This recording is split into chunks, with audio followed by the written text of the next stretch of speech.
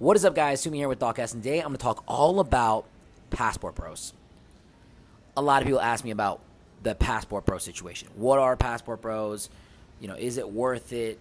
What's your experience like? And first and foremost, I don't consider myself a passport bro by any means, but I do travel a lot, and I'm in the dating industry, so I'm going to get right into the thick of it. I'm actually out here right now in Medellin, Colombia, on my balcony of my place, and it's absolutely beautiful here, and there's a lot I can say, and I've traveled quite a bit all over the world, and I'm going to give you my first-hand experience with passport bros. I know a lot about it. I'm going to tell you what's good, what's bad, what's real, what's fake, so let's just get right into it.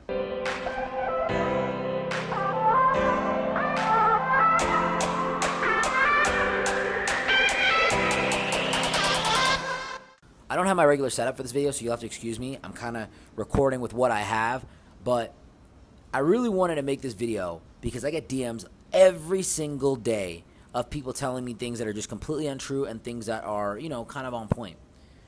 I know a lot of you have questions about many things in regards to the women, in regards to meeting them, so this video is just going to be very brutally honest, and I'm going to be very vulgar about it, but I hope this video brings you a lot of value. So let's talk about what passport bros are. Passport bros are people that kind of go overseas to meet quality women, and the idea is, there's not a lot of quality women in the Western world, and, people want to find their wife, find a more feminine woman, find a more submissive woman that is willing to basically be a partner for them. A lot of men are having trouble in the Western world finding a wife, finding a woman that will have those traditional values, and they go overseas to find women that are very attractive, very feminine, very giving, very nurturing, very empathetic, and that have and retain these traditional values because a lot of these women are raised from day one to be wives. Now, let me tell you, just off the rip, yes, there are a lot of women overseas that are amazing. They are beautiful. They are gorgeous. They are great conversationalists. They're intelligent. They're really amazing. A lot of people in the Western world, especially women, will say, oh, they're unhygienic, they're weird, they're uneducated. That is not true at all. That is not true. There are a lot of great women overseas. And, when you're looking for a traditional wife, when you're looking for someone that's more so traditional and has these values, you're not looking for someone with a Harvard degree. You're looking for someone that can be a mother to your child, a sister to your sister, a daughter to your mother. And, these women out here are actually amazing. They're great women out here. And let me say this, with the good comes a lot of bad. There are also women that are not good, and that could be very dangerous. And you have to be careful of that. I'm going to get into that in a second here, but I just want to kill the idea out here that these women don't exist. Yes, they do. They are literally gorgeous. They're amazing. They're nice. They're kind. They're all the above. But what really goes into being a passport bro? Because I don't think this is what people really talk about. When you're trying to deal with a traditional woman, you need to understand that financial stability is very important. You need to be able to provide for her lifestyle. Now, granted, the cost of providing for someone's lifestyle is going to be significantly less in another country, typically, than the United States.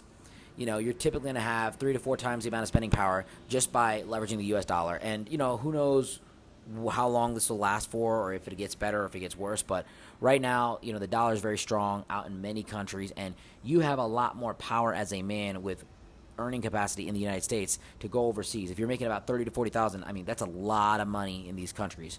So I want you to understand that you need to be able to provide for this girl's lifestyle, and typically the average guy in the United States can provide for her lifestyle. Now, here's the thing. You need to be able to visit her in her hometown. You need to be able to visit these women where they're at. They're not going to just be your wife if you're spending money on them, but that is a big thing. Like, they want financial stability. The reason that they'll go for somebody that's not a local, that's not in their country, typically because there's some kind of advantage for being with this guy. Now, I think a lot of guys roll up in these countries and they think that, oh, all these women love them, they're really interested in foreigners. That's not true. There's a lot of sex workers and prostitution in these countries. There's a lot of women that work to basically just sleep with these guys and earn a paycheck. These women have families, these women typically have kids, and these women do this kind of work because they don't really have a choice, and it really affords them the opportunity to pay their bills. The tourism is something that these countries want. For example, I can tell you right now in Medellin, they like having tourism. And that tourism brings a lot of money into the bars and nightclubs, and there's a lot of sex work that's very, very out in the open here in the city. It's very out in the open. I see a lot of guys come in here and they talk about all these women liking them. They don't like you, man. They're very transactional. The moment that you're paying them is the moment that they basically emasculate you, and they look at you as a transaction. They're professionals. They're not going to be interested in dating you. And, so many guys come up here and try to sell them the dream of, oh, I'm going to marry you. So a lot of these girls aren't stupid. They're just going to take your money, hook up with you, and probably leave you.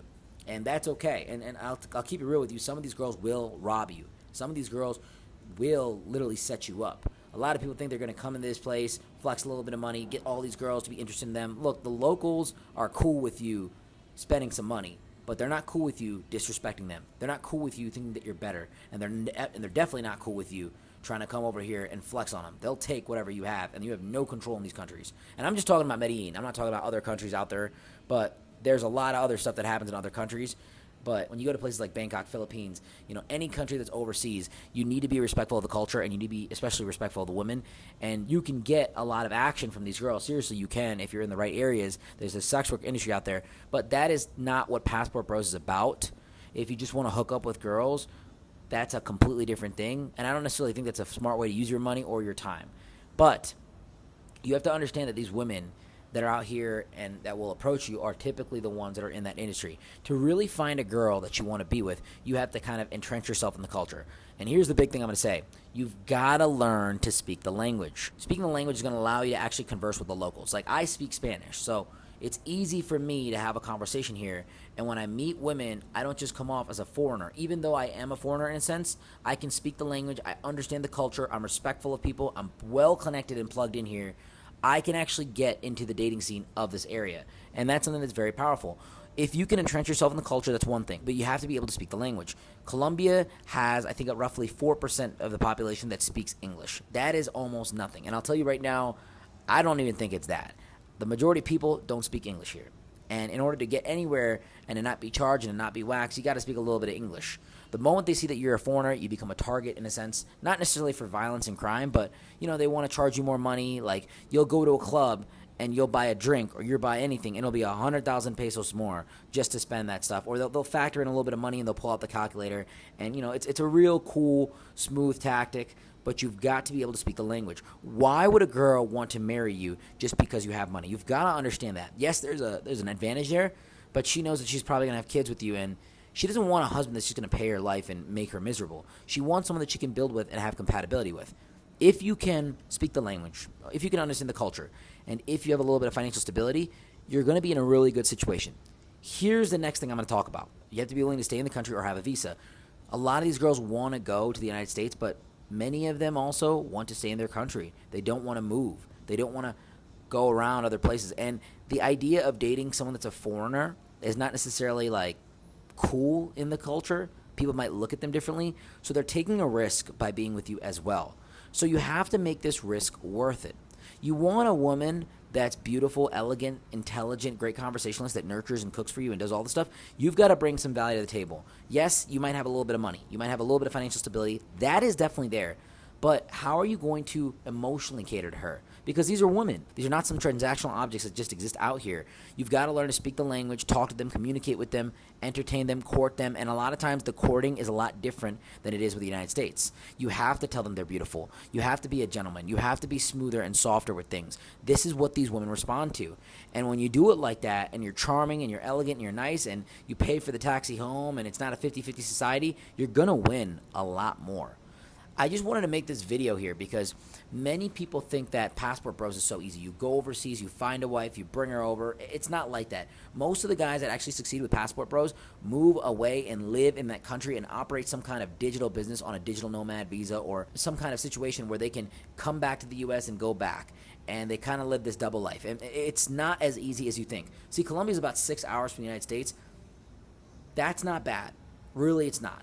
But to even own property here, you have to kind of get married to someone that's a citizen, and look, God forbid, like you marry somebody and it doesn't go well and you put the property in their name and you leave, like, look, they own that stuff. So it's not easy to do that. You have to get an investor visa typically, And that's a whole different video in itself, and these things change all the time, so I'm not going to get into it too much, but you have to spend money in the country, get a visa, and then operate there, and then you can kind of build a life here. But that requires you to entrench your life. It's not just grab a girl, bring her back home, and do whatever you want. That in itself is a risk as well, because God forbid it doesn't work out. Then she has access to your financial stability, and you've got to be smart with the prenup, and that's a whole different situation in itself.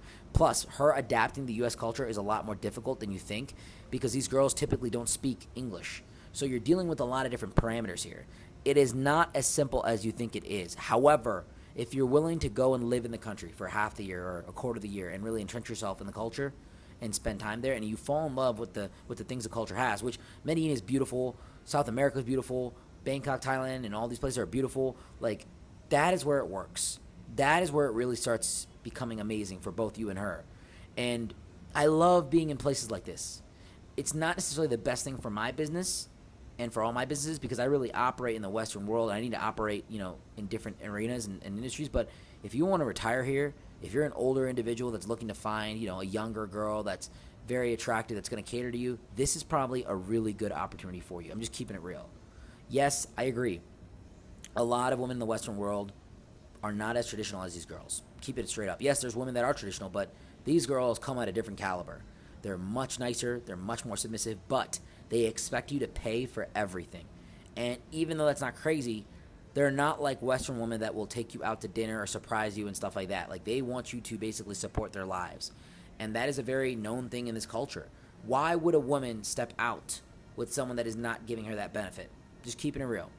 So when it comes to Passport Bros, what I have to say is that, yes, it's an opportunity that works if you're someone that is in the right demographics. You should be someone that's looking to live in this country. You should be someone that's learning the culture and probably speaks the language.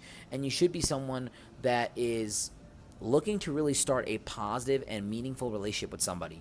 Not just have a servant wife. Not just have a person that's going to do what you say and hook up with you whenever you want. And more than anything, you're not going to come to this country and bang out the women and be King Kong. Like, these women are using you. They're leveraging you. You just don't know it yet. You might be spending a little bit of money to you, but for them, that's a good amount of money, and it's very transactional. So many people come here tourist mode to Thailand and to Colombia and Dominican Republic and all these countries, and they think they're just getting their way. You're not. You're not winning. These girls are going to text you all the stuff. They're going to play you like a fiddle, and you're going to be the sucker at the end of the day. So I hope this video gave you a little bit of insight. This was a very big, superficial understanding of what Passport Bros is. And, if this video gets a lot of attention and people want to hear more and you guys message me more, I'll definitely give you some more sauce on how it works, and I can give you the A to Z of how this kind of stuff really breaks down. If you ever want to connect with me, message me in the description below. And big shout out to K&D for sponsoring our podcast and allowing us to bring all this stuff to you. Until next time, guys, Sumi out.